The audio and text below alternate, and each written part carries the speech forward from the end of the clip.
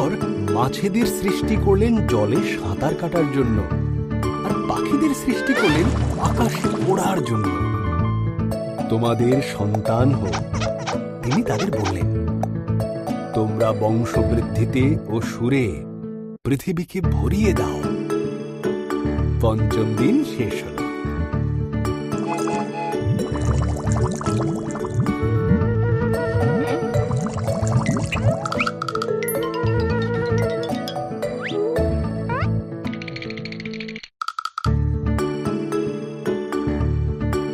এরপর ঈশ্বর পশুদের সৃষ্টি করলেন। তিনি গৃহপালিত পশু, বন্য পশু ও সরীসৃপ প্রাণী তৈরি করলেন। ঈশ্বর বললেন, আরো একটি সৃষ্টি বাকি আছে, যা সবার মধ্যে অত্যন্ত মূল্যবান।